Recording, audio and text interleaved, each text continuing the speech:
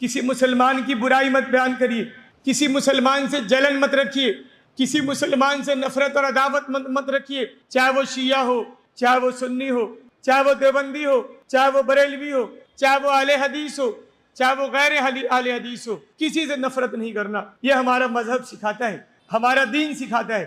الحمدللہ الحمدللہ نحمدہ ونستعینہ ونستغفرہ ونؤمن بہ ونتوکل علیہ ونعوذ باللہ من شرور انفسنا ومن سیئات اعمالنا من یهده اللہ فلا مضل له ومن یضللہ فلا ہادی له ونشهد ان لا الہ الا اللہ وحدہ لا شریک له ونشهد ان محمدا عبدہ ورسولہ ارسلہ بالحق بشیرا ونذیرا بین یدی الساعہ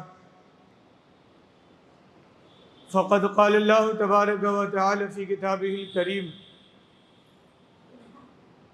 فاعوذ باللہ من الشیطان الرجیم بسم اللہ الرحمن الرحیم ادعونی استجب لکم صدق اللہ العظیم وقال النبی صلی اللہ علیہ وسلم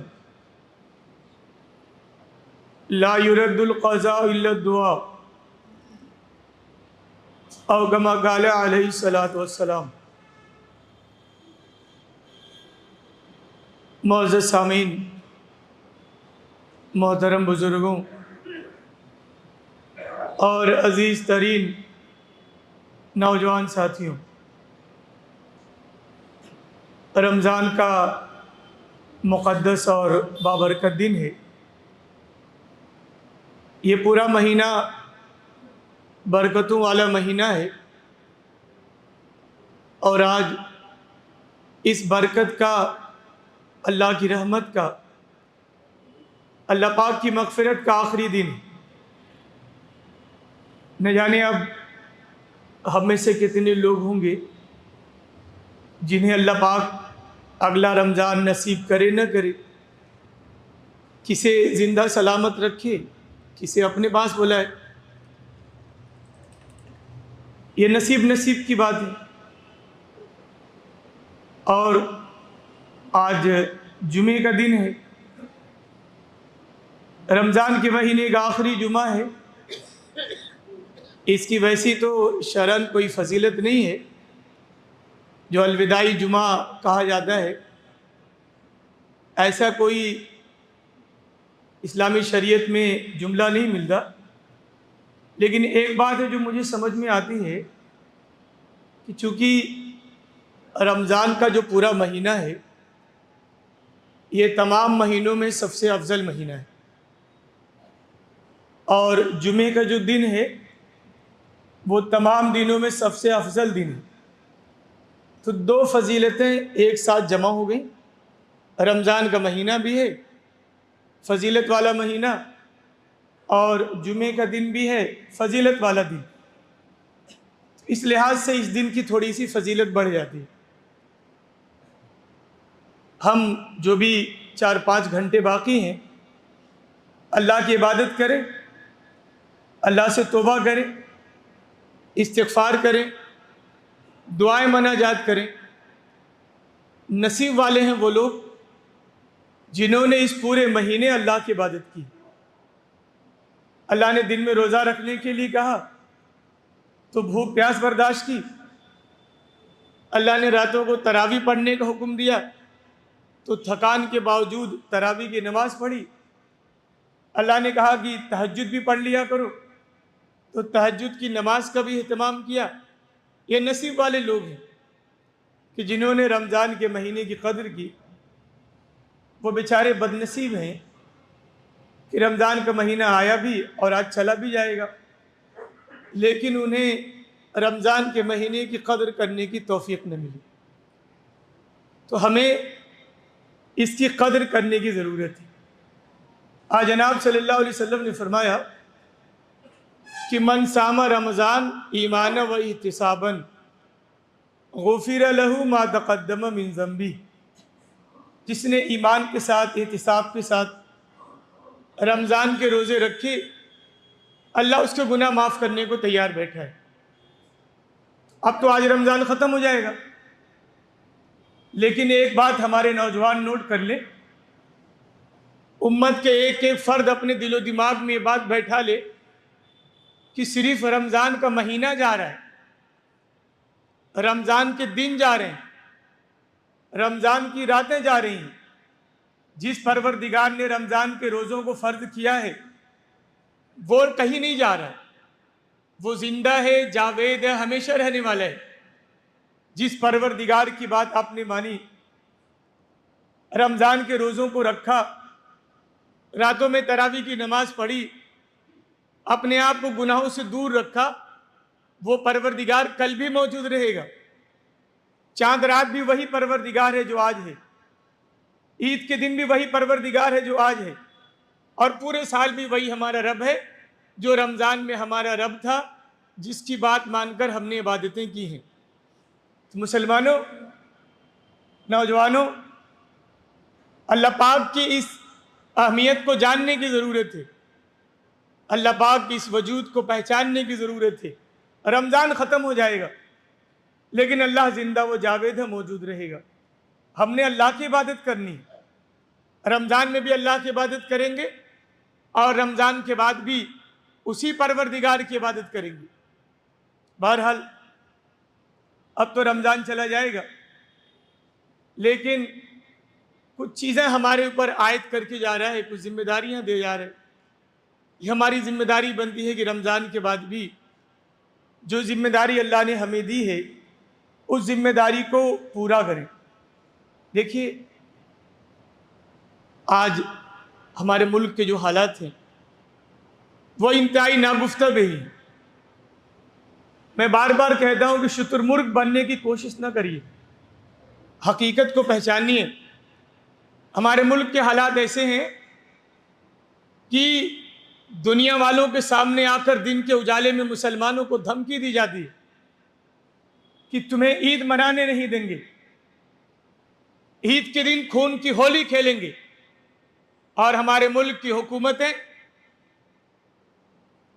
ہمارا پورا سسٹم اور نظام ان کے ظلم کے سامنے خاموش کھڑا ہے۔ اور پوری دنیا کے بارے میں دیکھ لیں، آپ عالم اسلام پہ نظر ڈالیں، 2-2.5 سال ہو گئے دنیا والوں کے سامنے، عالم اسلام کے سامنے غزہ کے ایک ایک بچے کو چن چن کر شہید کیا گیا، غزہ کے ایک ایک گھر پر بمباریاں کی گئیں۔ اور میں آج کی بات کیا کروں، جب سے صلیبی جنگ کا آغاز ہوا ہے 2001 سے، مسلمانوں آپ نے ایک دن بھی راحت کی سانس نہیں لی ہے۔ افغانستان کو تباہ کیا گیا، عراق کو برباد کیا گیا، لیبیا کو تباہ کیا گیا، شام کی خون ریزی آپ کے سامنے ہے، فلسطین کی زندہ مثال آپ دیکھ رہے ہیں، اور ایران میں جو کچھ ہو رہا ہے یہ مجھے آپ کو بتانے کی ضرورت نہیں ہے۔ پورا عالم اسلام سسک رہا ہے، نہ ہمارے ملک میں مسلمانوں کو جائے پناہ ہے، نہ پوری دنیا میں مسلمانوں کو کوئی ملجا اور ماوا ہے، کوئی مسلمانوں کی فریاد سننے والا نہیں ہے، کوئی مسلمانوں کے مسائل کو حل کرنے والا نہیں ہے۔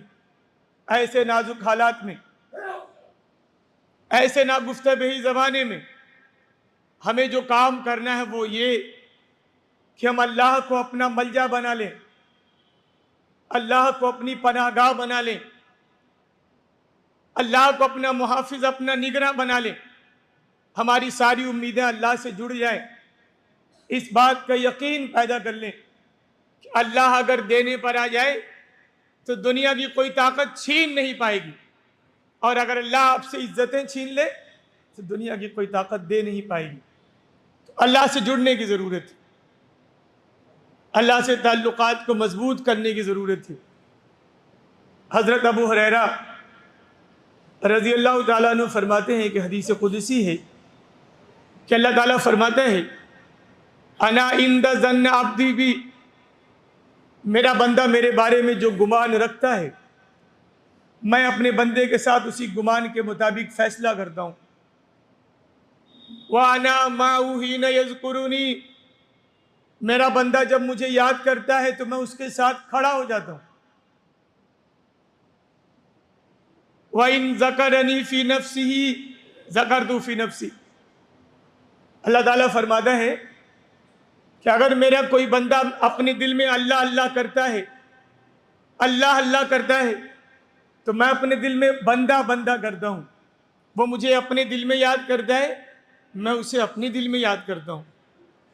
وَإِن ذَكَرَنِي فِي مَلَئٍ ذَكَرْتُهُ فِي مَلَئٍ خَيْرٍ مِّنْهُ، اور اگر وہ محفل میں بیٹھ کر لوگوں کے سامنے مجھے یاد کرتا ہے تو میں فرشتوں کے درمیان اسے یاد کرتا ہوں۔ وَمَن تَقَرَّبَ مِنِّي شِبْرًا، جو میری طرف ایک بتہ بڑھتا ہے میں اس کی طرف 2 بتہ بڑھ جاتا ہوں۔ وَمَن تَقَرَّبَ مِنِّي ذِرَاعًا تَقَرَّبْتُ مِنْهُ بَاعًا، جو میری طرف ایک ہاتھ بڑھتا ہے میں اس کی طرف 2 ہاتھ بڑھ جاتا ہوں۔ وَمَنْ أَتَانِي يَمْشِي أَتَيْتُهُ هَرْوَلَةً، جو میرے پاس چل کے آتا ہے میں اس کے پاس دوڑ کے جاتا ہوں۔ وَمَنْ لَقِيتَنِي بِقُرَابِ الْأَرْضِ خَطِيَّةً، جو دنیا بھر کے پاپ لے کر آتا ہے میں دنیا بھر کی مغفرت لے کے جاتا ہوں۔ تو یہ کرنے کا کام ہے۔ رمضان کے بعد بھی اللہ کو یاد کریے، اللہ سے تعلق کو مضبوط کریے۔ آپ اللہ سے مانگیں گے، اپنے لیے دعائیں مانگیں گے، ہندوستانی مسلمانوں کے لیے دعائیں مانگیں گے، عالم اسلام کے لیے دعائیں مانگیں گے، غزہ کے مظلوموں کے لیے دعائیں مانگیں گے، بیچارے ایرانیوں کے لیے دعائیں مانگیں گے۔ اللہ پاک آپ کی دعائیں رد نہیں کرے گا۔ آج جناب صلی اللہ علیہ وسلم نے فرمایا ان اللہ حی کریم، اللہ بڑا شرم والا ہے، بڑا کریم ہے۔ اذا رفع الرجل الی یدیہ یستحی ان یردہما صفرا خائبتین، اللہ کا کوئی بندہ اللہ کے سامنے ہاتھ پھیلا کے مانگتا ہے، دعائیں کرتا ہے تو اللہ پاک کو شرم آتی ہے کہ اس کے ہاتھ کو خالی لوٹا دے۔ اللہ خالی نہیں لوٹاتا۔ تو اللہ کے بندوں، مسلمانوں، نوجوانوں، اللہ سے خوب مانگیے، اللہ آپ کی دعائیں سنے گا۔ عالم اسلام کے حالات انشاءاللہ بدلیں گے۔ ہندوستانی مسلمانوں کی غلامی کا دور ختم ہونے والا ہے، لیکن اللہ پاک آپ سے یہ چاہتا ہے کہ آپ اللہ سے مانگیں۔ تو یہ پہلا کام ہے، دعائیں کریں، مناجات کریں، اللہ کے سامنے اپنی ضرورت کو پیش کریں۔ دوسرا کام کیا ہے؟ دیکھیے، رمضان کے مہینے میں اللہ پاک نے ہمیں ایک بات کا حکم دیا اور ہم نے اللہ کی بات مان لی۔ اللہ نے کہا صبح سے لے کے شام تک نہ کچھ کھانا ہے نہ کچھ پینا ہے۔ ہم نے نہ کچھ کھایا نہ کچھ پیا، اللہ کی بات مانی نا، لیکن یہ ہمارے پیٹ کا روزہ ہوا ہے۔ اللہ کی بات ماننے کی ضرورت ہے۔ اپنی آنکھوں کو روزے دار بنائیے۔ پیٹ کا تقویٰ تو پیدا کر لیا، اپنی آنکھوں کو متقی بنائیے۔ آج کے زمانے میں، موجودہ معاشرے میں، فتنوں کے دور میں یہ فتنہ انتہائی خطرناک فتنہ ہے۔ کون ایسا نوجوان ہے جس نے اپنی نگاہوں کو دنیا کے فتنے سے بچا کے رکھا ہو؟ اپنی نگاہوں کی حفاظت کریے، یہ اللہ کی تاکید ہے۔ جس اللہ نے کہا کہ روزہ رکھیے، صبح سے لے کے شام تک نہ کچھ کھانا ہے نہ کچھ پینا ہے، اسی پروردگار نے کہا کہ صرف رمضان میں نہیں بلکہ اگر آپ ایمان والے ہیں تو پوری زندگی آپ کو اپنی نگاہوں کی حفاظت کرنی ہے۔ موبائل دیکھ رہے ہیں آپ، یوٹیوب دیکھ رہے ہیں آپ، شارٹ ویڈیو اسکرول کر رہے ہیں آپ کو اپنی نگاہوں کی حفاظت کرنی ہوگی۔ نگاہوں کا فتنہ آج کے زمانے کا سب سے سنگین فتنہ ہے۔ رسول اللہ صلی اللہ علیہ وسلم نے حضرت علی کرم اللہ وجہہ کو مخاطب کر کے کہا یا علی، اے علی، لا تتبعوا النظرة إلى النظرين، دیکھو کسی عورت کو نظر بھر کے نہ دیکھنا، چاہے وہ آپ کی دکان سے سامنے جا رہی ہو، چاہے وہ آپ کے موبائل میں گھوم رہی ہو، کسی عورت کو نظر بھر کے نہ دیکھنا۔ فَإِنَّ لَكَ الْأُولَىٰ وَلَيْسَتْ لَكَ الْآخِرَةُ، اللہ پہلی تو معاف کر دے گا لیکن دوسری معاف نہیں کرے گا۔ آج دیکھ لیجیے آپ، یہ فتنہ اتنی گہرائی تک ہمارے دل و دماغ میں داخل ہو گیا کہ نوجوان تو نوجوان، میں نے بوڑھے بزرگوں کو دیکھا ہے، وہ اپنی نگاہوں کی حفاظت نہیں کر پاتے، موبائل کے فتنے نے ان کے بڑھاپے کو بھی گندا کر دیا، اس سے بچنے کی ضرورت ہے۔ ایک حدیث میں آج جناب صلی اللہ علیہ وسلم نے فرمایا، ما من مسلم، ایک مسلمان، ینظر الی محاسن امرأۃ اول مرہ، اس کی نظر کسی عورت پہ پڑ گئی، ثم یغض بصرہ، اس نے اپنی نگاہ نیچی کر لی، آتا اللہ عبادتا یجد حلاوتہ، آپ کو سجدے میں وہ مزہ ملے گا نا کہ سجدے سے سر اٹھانے کا من ہی نہیں کرے گا۔ آپ گنیں گے نہیں کہ 3 بار پڑھا کہ 7 بار پڑھا کہ 5 بار پڑھا، آپ سجدے میں پڑے رہیں گے، آپ کو اچھا لگے گا۔ جیسے آپ موبائل کے اسکرین پہ پڑے رہتے ہیں آپ کو اچھا لگتا ہے، تو آپ کو اپنی نگاہوں کے فتنے سے بچانا ہوگا۔ یہ دوسرا بہت بڑا کام ہے جو رمضان کے بعد بھی امت کے ایک ایک فرد کو، امت کے نوجوانوں کو کرنے کا ہے۔ تیسرا کام دیکھیے، ہم جو انسان ہیں نا، یہ 2 چیزوں کا نام ہے، بنیادی طور پر انسان 2 چیزوں کا نام ہے، ہمارے اندر محبت ہے، الفت ہے، پیار ہے، عقیدت ہے، اور دشمنی ہے، نفرت ہے، عداوت ہے، بغض ہے۔ یہی 2 چیزیں ہیں، ایک طرف محبت ہے اور دوسری طرف دشمنی ہے۔ ان 2 چیزوں کے ساتھ ہمارا کیا تعلق ہے؟ صرف ایک تعلق ہے، یا تو ہم ان چیزوں کے غلام بن جائیں، محبت کے غلام بن جائیں، عقیدت کے غلام بن جائیں، اندھ بھکتی کے غلام بن جائیں، اپنے منمانے طریقے سے جس پہ دل آ گیا اس سے پیار کرنے لگے، یا ہم اپنی نفرتوں کے غلام بن جائیں، دشمنیوں کے غلام بن جائیں، بس جس سے دل نہیں کیا اس سے بات نہیں کریں گے، جس سے من نہیں جما اس سے دشمنی نبھائیں گے، جس سے بات نہیں پٹی اس کے خلاف بغض نکالیں گے۔ ان چیزوں کے ساتھ یہی تعلق ہے نا۔ ہماری شریعت کا مزاج یہ ہے کہ یہ چیزیں آپ کی غلام نہیں ہونی چاہیے، چاہے محبت ہو یا دشمنی ہو، بلکہ یہ چیزیں آپ اپنے رب کا غلام بنا دیجئے۔ من احب للہ، جس نے محبت کی تو اللہ کے لیے، وابغض للہ، آپ نے کسی سے بات نہیں کرنا، آپ کسی سے دشمنی نبھانا چاہتے اللہ کے لیے کریے۔ وَأَعْطَى للہ، کسی کو دینا ہے تو اللہ کے لیے دیجئے۔ وَمَنَعَ للہ، اور کسی کو نہیں دے رہے ہیں تو اللہ کے لیے دیجئے۔ فَقَدْ اسْتَكْمَلَ الْإِيمَانِ، آج جناب صلی اللہ علیہ وسلم نے فرمایا کہ اس کا ایمان مکمل ہے۔ میری زندگی کا مقصد تیرے دین کی سرفرازی، میں اسی لیے مسلمان، میں اسی لیے نمازی۔ ان صلاتی و نسکی و محیای و مماتی للہ رب العالمین، میری زندگی اور موت، میرا جینا اور مرنا، میری دوستی اور دشمنی اللہ رب العالمین کے لیے ہوگی۔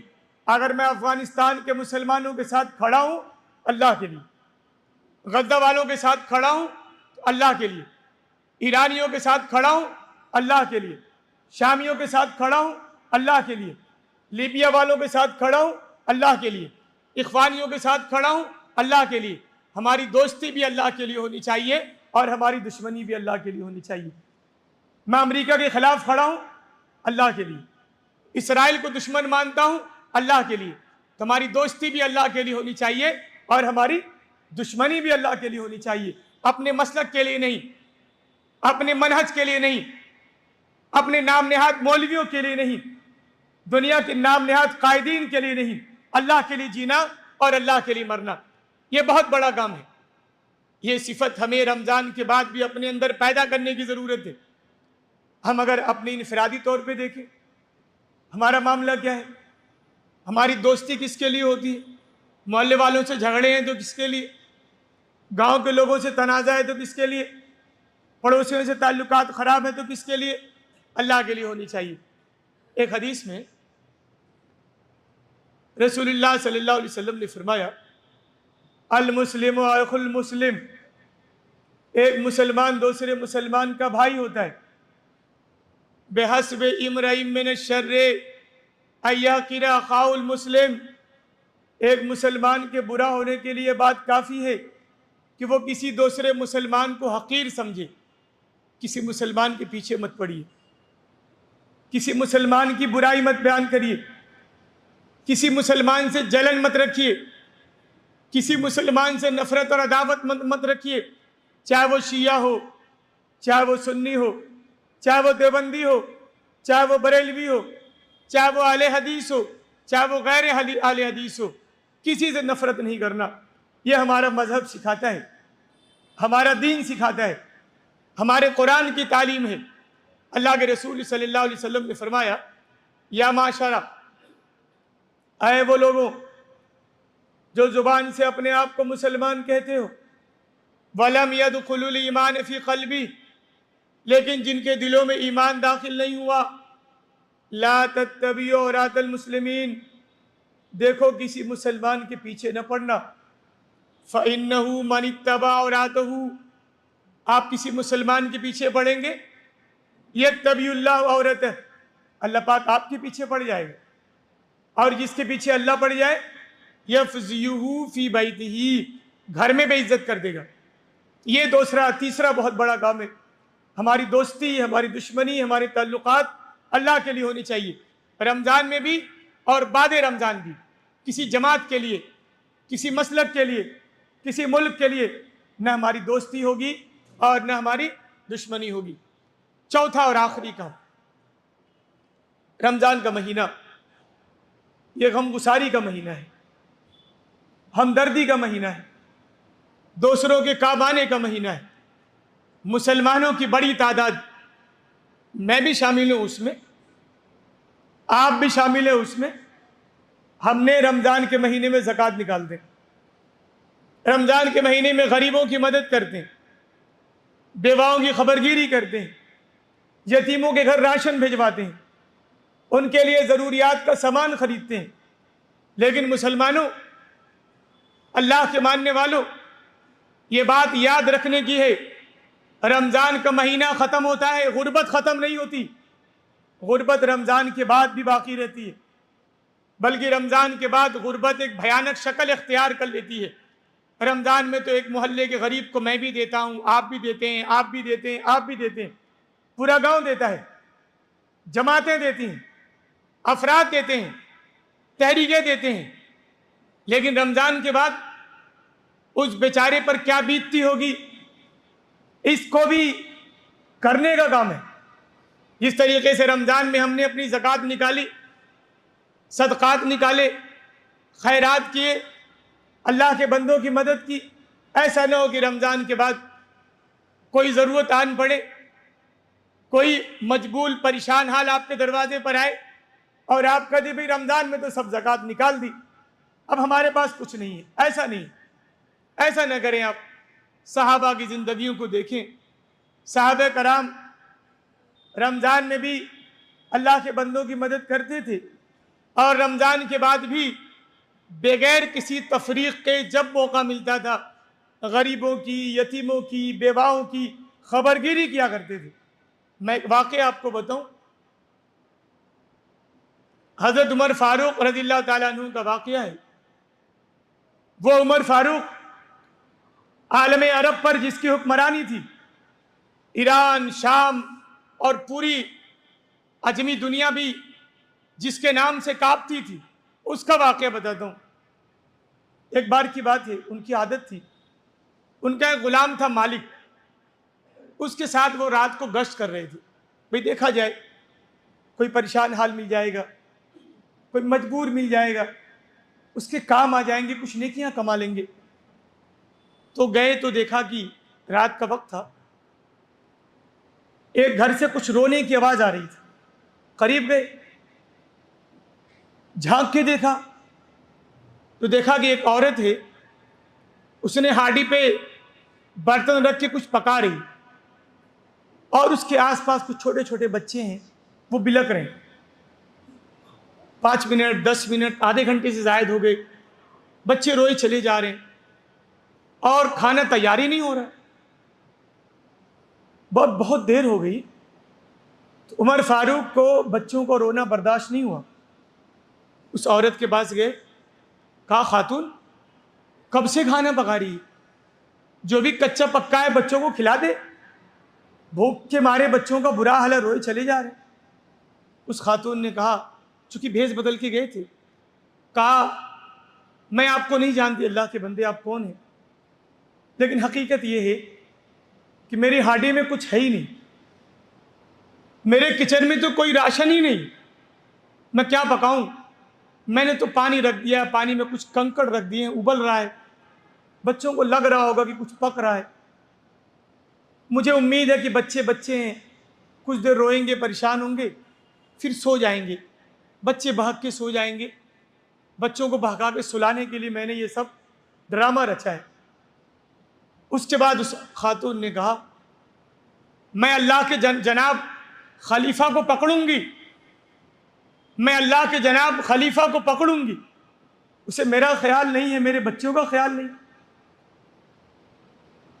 اتنا سننا تھا, عمر فاروق رضی اللہ تعالیٰ عنہ کپ کپا گئے, اپنے غلام کو اپنے ساتھ لیا کہ چلو چلو, اور واپس بیت المال آئے. اناج کا بورا بیت المال سے نکالا, اپنی پیٹھ پہ رکھا, اور اس خاتون کے گھر جانے لگی. ان کا جو غلام تھا مالک, اس نے کہا خلیفہ سیدنا, میں آپ کا نوکر, آپ میرے آقا, آپ خلیفہ, میں آپ کا چاکر, یہ آٹے کی بوری مجھے دے دیجیے, میں یہ بوجھ اٹھانے کی طاقت رکھتا ہوں. پتہ ہے خلیفہ نے کیا کہا؟ اس نے کہا غلام, مالک نہیں, اسلم نام تھا اس کا, اسلم, آج تو میرے آٹے کی بوری اٹھا لے گا, کل قیامت کے دن میرے گناہوں کا بوجھ کون اٹھائے گا؟ یہ بڑھیا بھوک سے بلک رہی تھی, اس کے بچے بھوک سے تڑپ رہے تھے, اور خلیفہ کو پتا نہیں تھا. مجھے میرا بوجھ اٹھانے دے. وہ بڑھیا کے گھر گئے, اپنے ہاتھ سے آٹا گوندھا, روٹی پکوائی, اپنے ہاتھ سے بچوں کے منہ میں نوالا رکھا, اور بڑھیا سے کہا کہ اماں مجھے معاف کرنا, میں تیرا خلیفہ ہوں. یہ مزاج پیدا کرنے کی ضرورت ہے, صحابہ کی یہ صفت پیدا کرنے کی ضرورت ہے. نکلیے مسلمانوں, گاؤں گاؤں جائیے, علاقے علاقے جائیے, غریبوں کی, محتاجوں کی مدد کریے, سروے کریے. بلریا گنج بہت بڑا نہیں ہے, 10-12 ہزار کی آبادی ہے, مدینہ سے چھوٹی بستی ہے. سروے کریے آپ, کتنے غریب ہیں, کتنے یتیم ہیں, کتنی بیوائیں ہیں جو آپ کی مدد کے منتظر ہیں. ان کی مدد کرنا یہ آپ کی ذمہ داری ہے. یہ بہت بڑا کام ہے جو رمضان کے بعد بھی آپ کو کرنا چاہیے. تو اللہ پاک سے دعا ہے کہ اللہ تعالی ہمیں رمضان کے بعد بھی اللہ کی رضا والا کام کرنے کی توفیق دے دے. اللہ سے دعا ہے کہ اللہ پاک عالم اسلام کی مدد کر دے. اللہ سے دعا ہے کہ اللہ پاک ہندوستانی مسلمانوں کی مدد کر دے. اللہ سے دعا ہے کہ اللہ پاک ہماری رمضان میں کی جانے والی عبادتوں کو قبول فرما لے. آمین یا رب العالمین. وآخر دعوانا ان الحمد للہ رب العالمین. صدق اللہ العلی العظیم ونفعنی وإياكم بالآيات والذکر الحکیم. انہ تعالی جواد کریم ملک بر رؤوف رحیم. صدق اللہ العظیم.